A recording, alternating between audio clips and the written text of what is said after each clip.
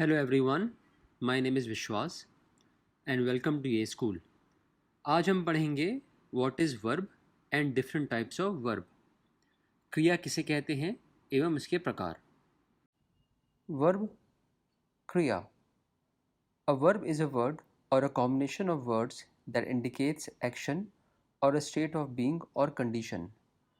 क्रिया वह शब्द है जिसके माध्यम से सब्जेक्ट के कार्य, अधिकार, संबंध या अवस्था का बोध होता है। तो इसको हम समझेंगे एग्जाम्पल के से। तो यहाँ लिखा है, देखिए, राम इज़ प्लेइंग। जो राम यहाँ पे है सेंटेंस में, वो है आपका एक सब्जेक्ट। अब उसका एक्शन क्या है यहाँ पे कि वो प्ले कर रहा है, वो खेल रहा है। तो राम इज़ प्लेइंग में जो आपका प्लेइंग हुआ, जो आपका वर्ड प्लेइंग है, वो आपका हुआ वर्ब, बिकॉज वो दर्शा रहा है कि राम का एक्शन क्या है यहाँ पे। सेकंड एग्जांपल है Govind is walking. Same thing, Govind यहाँ पे एक सब्जेक्ट है और उसका एक्शन यहाँ पे क्या है, वॉक। गोविंद इज़ वॉकिंग, तो जो वॉकिंग है वो आपका हुआ क्रिया यानी कि वर्ब। नो, दूसरा हुआ ही हैज़ अ बुक। तो देखिए यहाँ पे दोस्तों क्या है कि अगर आप देखो डेफिनेशन वर्ब की, कि जो वर्ब है वो दर्शाता है आपके पोजीशन को भी, आपके अधिकार को भी, ठीक है ना। तो इस सेंटेंस में लिखा हुआ है ही हैज़ अ बुक। तो जो इसका जो ही है, जो यहाँ पे सब्जेक्ट ही है, उसका पोजीशन यहाँ पे क्या है, वो है किताब का। लेकिन जो वर्ड हैज़ है वो दिखा रहा है आपका, वो इंडिकेट कर रहा है कि इसका पोजीशन है बुक के ऊपर, ठीक है ना। तो दैट्स वाई जो हैज़ हुआ वो आपका एग्जाम्पल ऑफ क्रिया या वर्ब का एग्जाम्पल हुआ। लास्ट है अवस्था, स्टेट ऑफ बीइंग्स। यहाँ पे एग्जाम्पल है आई एम हैप्पी। तो यहाँ पे जो शब्द एम है वो हुआ आपका एक अवस्था, यानी कि ये दिखा रहा है यहाँ पे कि ये आपका वर्ब का एग्जाम्पल है। दूसरा है ही इज़ पुअर। तो जो आपका इज़ हुआ वो दिखा रहा है आपका यहाँ पे अगेन क्रिया, बिकॉज जो उसकी अवस्था है वो दिखा रही है कि वो इस टाइम गरीब है। तो is is example of verb यानी कि क्रिया। टाइप्स ऑफ वर्ब, क्रिया के प्रकार। क्रिया के दो प्रकार होते हैं। There are two types of verb. First, main verb यानी कि मुख्य क्रिया। सेकंड, हेल्पिंग वर्ब यानी कि सहायक क्रिया। So now let's talk about main verb. मुख्य क्रिया क्या होता है। Now, main verb describes the action of the subject. They can stand alone. वो क्रिया जो सब्जेक्ट के कार्य की जानकारी देता है उसे हम कहते हैं मुख्य क्रिया। और ये क्रिया जो है ये वाक्य में अकेले भी हो सकता है। तो जो एग्जाम्पल इसके हुए वो हुए आपके कुछ शब्द हैं, जैसे आपका रन, प्ले, ईट, स्लीप, वॉक, स्विम इत्यादि। तो ये जो शब्द हैं ये आपके एग्जाम्पल्स हैं मुख्य क्रिया के। These are examples of main verb. तो हम इसको देखते हैं सेंटेंस में। Govind run fast, he is running, I like to read. तो देखिए दोस्तों, जो गोविंद रन फास्ट है, इसमें जो आपका फास्ट हुआ, सॉरी माफ़ करिएगा, जो इसमें आपका रन हुआ वो हुआ आपका मेन क्रिया, मतलब कि मेन वर्ब, क्योंकि ये दिखा रहा है आपका एक्शन। तो अगर आप देखोगे डेफिनेशन मेन वर्ब की, उसमें हमने बताया था कि वो क्रिया जो कि सब्जेक्ट के कार्य को दिखाता है, मतलब कि वो क्रिया जो कि जो डिस्क्राइब करता है एक सब्जेक्ट के एक्शन को, ठीक है ना। तो यहाँ सब्जेक्ट हुआ गोविंद, उसका एक्शन क्या है यहाँ पे, दैट ही इज़ रनिंग। तो जो रन हुआ वो हुआ आपका मेन क्रिया। सेकंड हुआ आपका ही इज़ रनिंग, वो दौड़ रहा है। तो यह जो रनिंग हुआ वो क्या हुआ आपका वर्ब, मतलब कि मुख्य क्रिया। अब देखिए मेन वर्ब को हम और डिवाइड करते हैं दो और भागों में। पहला वो आपका ट्रांजिटिव वर्ब, सेकंड वो आपका intransitive verb. So now will talk about transitive verb यानी कि सकर्मक क्रिया। The verb used with an object is called a transitive verb. जिस क्रिया के बाद कर्म का प्रयोग हुआ हो उस क्रिया को हम कहते हैं सकर्मक क्रिया। तो देखिए दोस्तों, यहाँ पे जो एग्जाम्पल है उसमें लिखा हुआ है कि ही ईट्स राइस।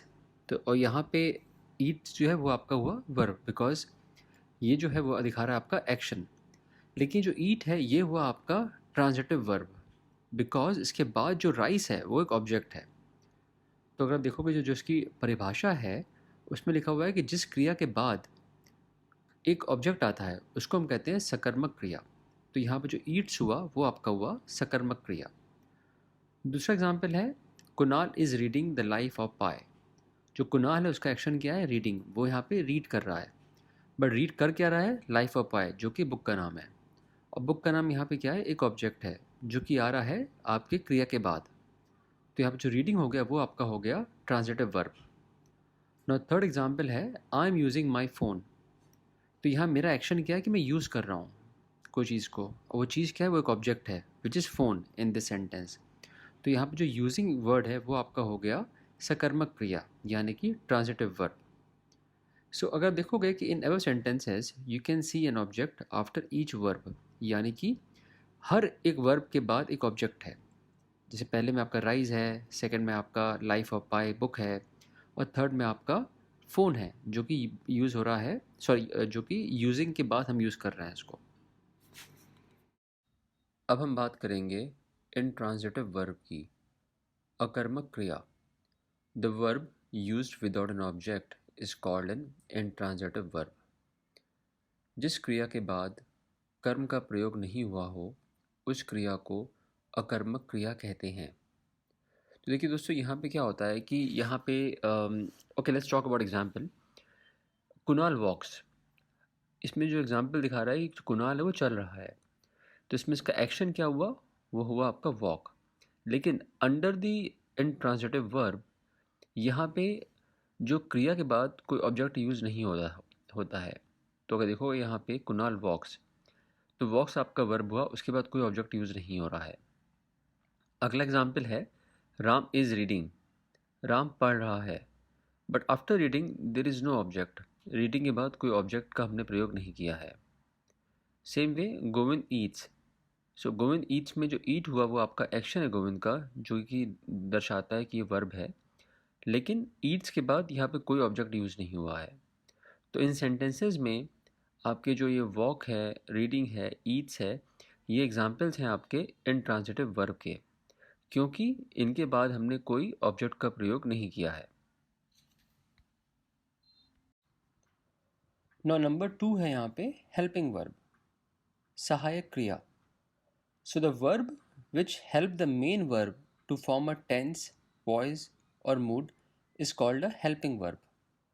जो क्रिया टेंस, वॉइस, मूड इत्यादि के निर्माण में मुख्य क्रिया की सहायता करती है उसे हम हेल्पिंग वर्ब कहते हैं। तो देखिए दोस्तों, हेल्पिंग वर्ब को हम ऑक्सिलरी वर्ब भी कहते हैं और इनकी टोटल संख्या होती है 28। तो यहाँ आप देख सकते हैं कि कुछ जो वर्ड्स हैं यहाँ पे, इसमें आपके से बी है, बीइंग है, फिर आपका एम है, वॉज है, हैव है और इत्यादि। ये आपके एग्जाम्पल्स हुए टोटल 28 जो कि आते हैं ऑक्सिलरी वर्ब के अंडर में। तो इसको हम समझते हैं एग्जाम्पल के तौर पे। सपोज़ यहाँ पे लिखा हुआ है ही इज़ रीडिंग। तो देखिए इस सेंटेंस में there are two verbs, is और रीडिंग, ठीक है ना। क्योंकि मैं दो क्यों बोल रहा हूँ, बिकॉज जो इज़ आपका हुआ वो हुआ आपका हेल्पिंग वर्ब, वो आपको हेल्प कर रहा है एक टेंस को बनाने में, ठीक है। एंड जो रीडिंग हुआ वो हुआ आपका एक्शन, यानी कि वो भी आपका वर्ब हुआ। बट यहाँ बात कर रहे हैं हेल्पिंग वर्ब की। तो इस सेंटेंस में ही इज़ रीडिंग में जो इज़ हुआ वो हुआ आपका एग्जाम्पल हेल्पिंग वर्ब का। सेकेंड है ही इज़ अ बॉय। देखिए अब इसमें यहाँ पे जो इज़ है वो आपका एग्जाम्पल हुआ मेन वर्ब का, नॉट नॉट हेल्पिंग वर्ब। अब यहाँ पे आपको लगता है कि ऐसा क्यों, हेल्पिंग वर्ब क्यों नहीं है? क्योंकि इसके पीछे रीज़न ये है कि अगर एक सेंटेंस में, देखिए दोस्तों इसको ध्यान सुनिएगा, एक सेंटेंस में अगर दो वर्ब हैं देन वी कैन से कि एक आपका हेल्पिंग है और एक आपका मेन है। बट अगर एक सेंटेंस में एक ही वर्ब है तो वो बाय डिफ़ॉल्ट मेन वर्ब ही कहलाता है, ठीक है ना। तो हम बात करते हैं टाइप्स ऑफ हेल्पिंग और auxiliary verb. So there are three types of auxiliary verbs. पहला हुआ आपका primary auxiliaries, for example is, am, are, was इत्यादि।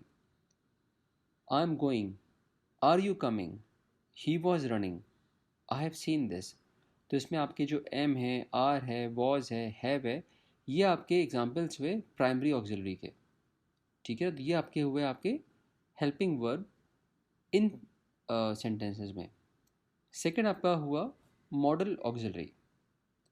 उसके एग्जांपल्स हैं आपके ऐसे मे, माइट, कैन, कुड इत्यादि।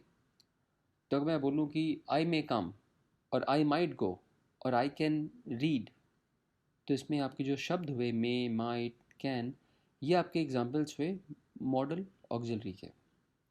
और जो लास्ट है वो है आपका सेमी मॉडल ऑक्सिलरीज। इसके एग्जांपल्स हुए नीड, डेयर और यूज्ड। सो सेंटेंस देखते हैं।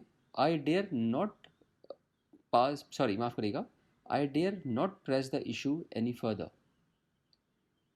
This watch use to belong to my father. You didn't worry about my grades. So आपकी जो एग्जाम्पल्स हुए dare, need not, use to, these are examples of semi modal auxiliaries, जो कि again part हुआ आपका verb का। सो दोस्तों, I hope कि आपको ये सेशन अच्छा लगा होगा, आपको थोड़ा एक क्लैरिटी आई होगी कि वर्ब क्या होता है, उसके कितने प्रकार होते हैं। सो आई होप कि आप इस वीडियो को लाइक करोगे, हमारे चैनल को सब्सक्राइब करोगे। हम जल्दी मिलते हैं एक और नया टॉपिक लेके। Till then, good bye.